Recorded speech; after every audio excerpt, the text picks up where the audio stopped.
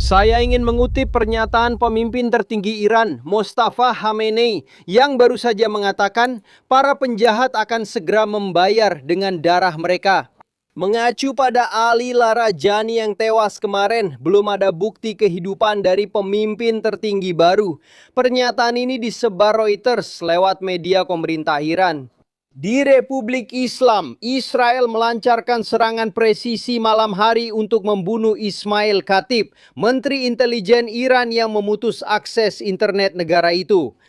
Lihat rekaman arsip tentang dirinya. Dia juga mengordinasi sel tidur rezim Iran global. Ini pejabat tinggi Iran ketiga yang dieliminasi dalam 24 jam. Selain Komandan Basij, Soleimani, dan Ali Larajani, ketiganya bertanggung jawab atas penindasan terhadap para demonstran pada awal tahun ini. Ini bagian dari operasi membuka jalan bagi warga sipil Iran jika mereka ingin kembali turun ke jalan. Kami mengikuti serangan Zekorfoewa saat Komando Pusat pertama kali memakai bom penembus 5.000 pon untuk menghantam lokasi rudal Iran yang diperkuat di Selat Hormuz. Peta ini menunjukkan lokasi serangan terhadap rudal anti kapal yang mengancam jalur pelayaran penting. Sementara serangan-serangan ini terjadi, Komando Pusat Emirat dan Israel menyerang posisi rudal balistik, pusat komando dan kontrol, serta lokasi strategis lainnya. Apa yang rezim Iran kira bisa mereka sembunyikan dari pesawat Amerika dan Israel? Israel juga merilis video baru yang menunjukkan serangan terhadap infrastruktur Iran dan laporan menyebutkan bahwa fasilitas gas di selatan Iran juga terkena serangan.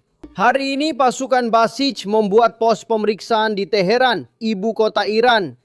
Mereka diburu oleh Israel untuk membuka jalan jika warga sipil turun ke jalan.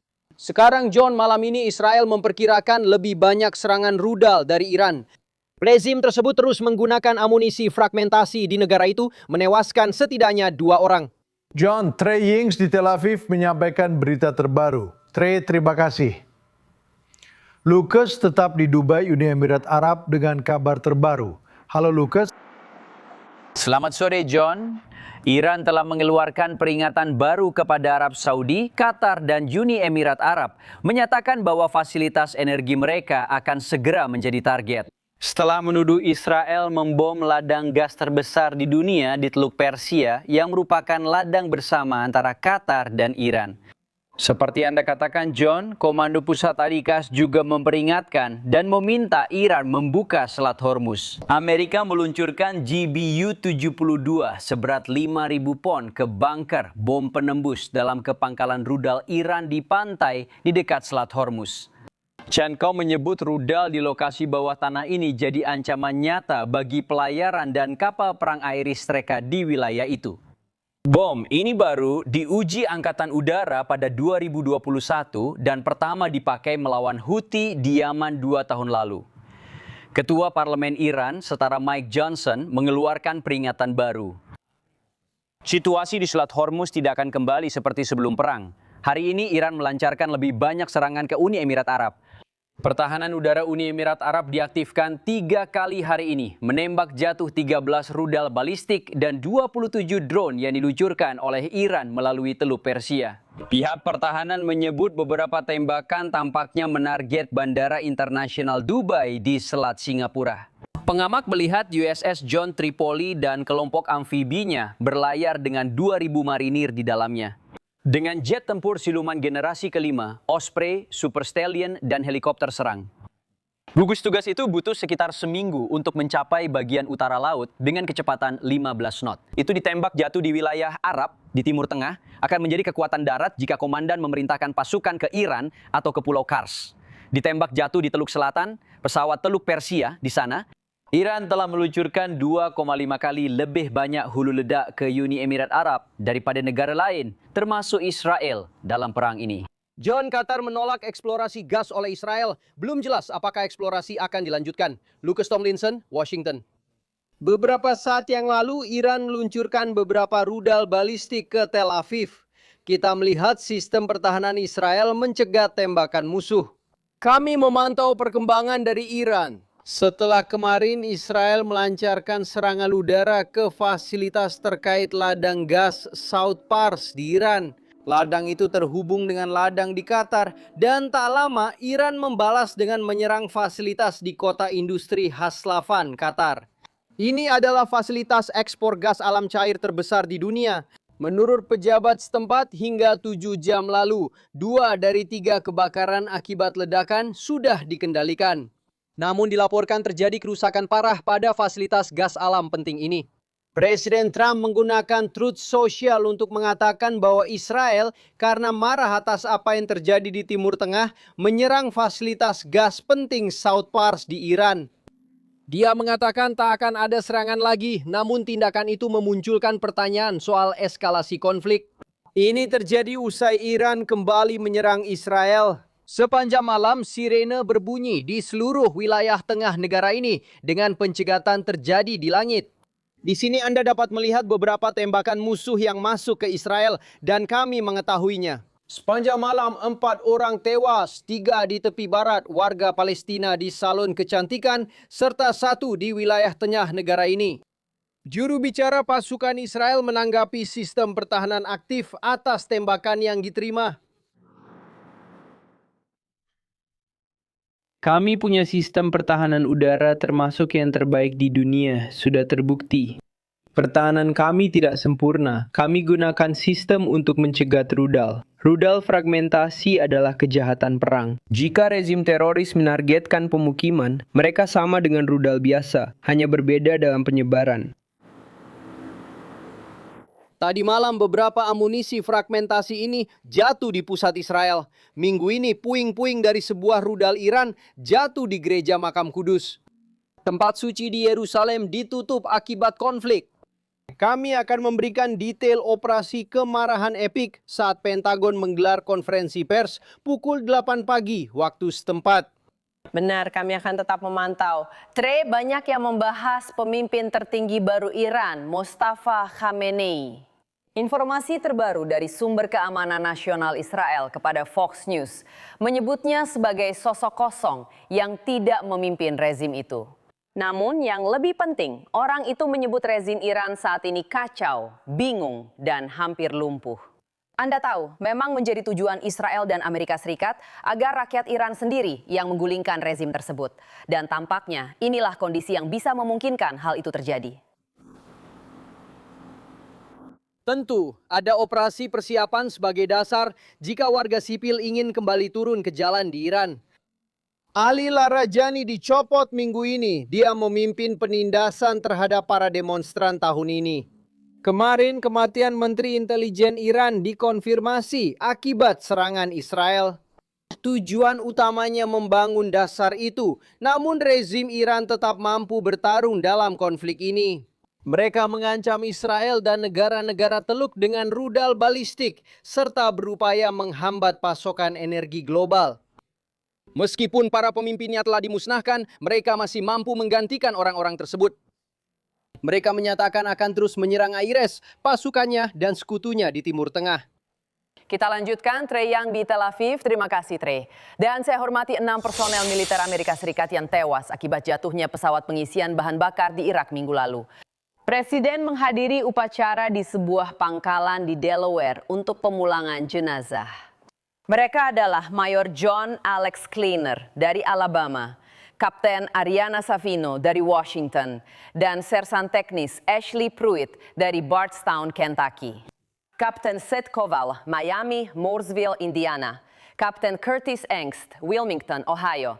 Dan Sersan Teknis Tyler Simmons, Columbus, Ohio.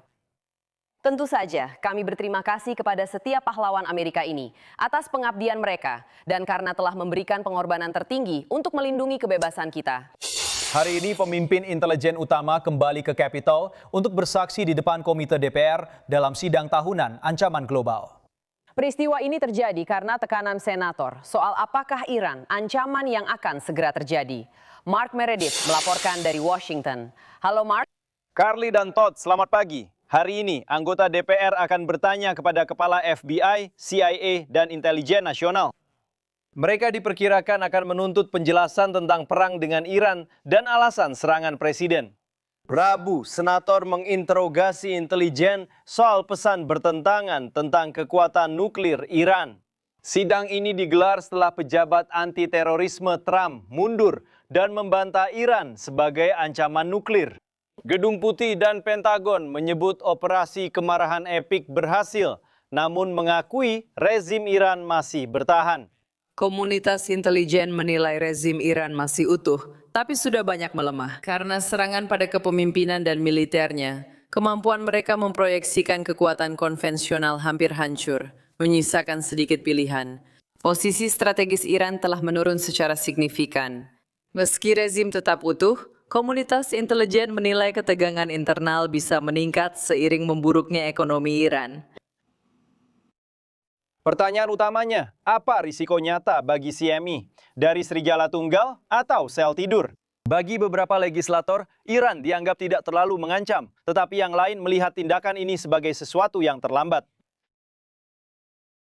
Saya akan mengatakan bahwa penilaian yang objektif terhadap situasi ini, bahkan berdasarkan sumber terbuka, akan mencerminkan bahaya yang ditimbulkan oleh Iran, rezimnya, terhadap Amerika Serikat. Mereka telah berkonflik dengan Barat sejak revolusi Iran 1979 dan tangan mereka berlumuran darah Amerika. Jika itu benar, saya rasa Iran telah menjadi ancaman konstan bagi Amerika Serikat sejak lama dan merupakan ancaman mendesak.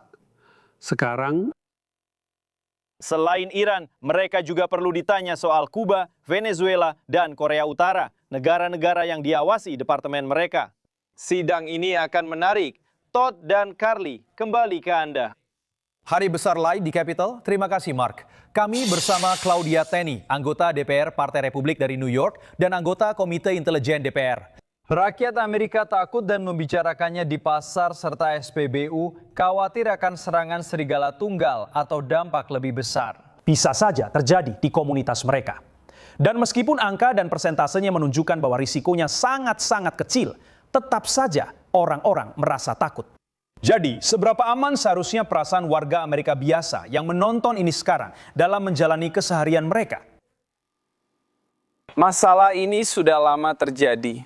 Selama 4 tahun di bawah Presiden Joe Biden, perbatasan utara New York tetap terbuka. Itu telah diserang. Kami memiliki jumlah yang sangat besar, sekitar 80 hingga 90% orang-orang dalam daftar pengawasan teroris. Mereka melewati perbatasan utara saat petugas patroli berpindah, sehingga penjahat benar-benar melintasi perbatasan. Seperti Lone Wolf yang terkait terorisme, dan tokoh kejahatan terorganisir internasional yang masuk ke negara ini, disitulah kita melihat penipuan. Di negara bagian seperti California, Minnesota, dan lainnya, mereka berhasil memanfaatkan Amerika Serikat, namun tidak mengejutkan bahwa kita melihat serangan Lone Wolf ini. Orang-orang, Anda tahu, ideologi ekstremis yang berasal dari berbagai macam sumber, baik dari internet maupun hal-hal yang mereka lihat di TV, membuat mereka menjadi ekstremis dan melakukan tindakan penipuan. Saya hanya ingin menyampaikan satu hal tentang tentara kita dan kerja luar biasa mereka. Berdasarkan sumber terbuka, tentara kita bekerja luar biasa dan rakyat Amerika bangga pada mereka. Seperti yang seharusnya, semua kenegatifan dari media tertentu tentang tindakan kita di Iran adalah anti-Amerika, menurut pendapat saya. Kita perlu mendukung pasukan kita perlu mendukung misi ini. Semuanya telah dilakukan dengan sangat baik, dan saya percaya ini adalah sesuatu yang bisa dibanggakan oleh rakyat Amerika. Kita sedang menghilangkan risiko global. Iran dipimpin Ayatollah, sementara keluarganya hidup mewah bergaya barat. Sementara mereka mempertahankan kedok rezim ekstrim yang membunuh orang dan mendanai kelompok-kelompok di seluruh dunia, bahkan sampai ke negara kita dan melintasi perbatasan kita, serta menyebabkan kekacauan di Timur Tengah dan mengancam sekutu-sekutu kita di sana. Dan lihat, Anda baru saja melaporkan pagi ini bahwa telah terjadi serangan terhadap pipa gas di Qatar atau ke kilang gas di Qatar. Meu objetivo em 6 meses é que não... Selamat pagi, selamat atas pertumbuhannya. Kami ingin mengatakan agar orang-orang memahami bahwa kami ada di luar sana, melindungi mereka dan bekerja sama dengan mereka di dalam. Bagian itu bukan osi cewa dan jangan biarkan itu. As pessoas. Dan seperti yang saya katakan dalam pernyataan awal saya ingin melindungi negara, saya ingin membawa ketenangan, dan saya ingin mengembalikan kepercayaan pada lembaga tersebut. Saya tidak akan menjadi orang paling pintar di ruangan manapun yang saya masuki, tapi saya tahu cara menemukan talenta dan tahu cara mengumpulkan orang-orang itu. Senator Rand Paul menentang karena alasan pribadi, sementara John Fetterman mendukung. Apa pendapat Anda soal Senator Mullen dan sisa proses konfirmasi ini? Begini, Senator Mullen sangat luar biasa. Dia membawa tujuan yang jelas. Memberdayakan orang-orang adalah hal yang kita butuhkan di DHS. Kita butuh perubahan moral dan dukungan pemimpin bagi orang di DHS. Untuk misi yang jelas menjadi prioritas utama, yaitu lembaga penegak hukum. Saya menghormati Rand Paul, tapi saat saya menonton sidang itu, misinya hanya untuk menjelekkan Mark Wayne Mullen. Bukan karena kualifikasinya menjadi sekretaris DHS, tapi karena masalah pribadi dengannya. Menurut saya, Mark Wayne Mullen, mantan rekan saya, akan bekerja luar biasa di DHS. Anda dengar? Kami akan tetap memantau. Claudia Teni. Terima kasih, terima kasih.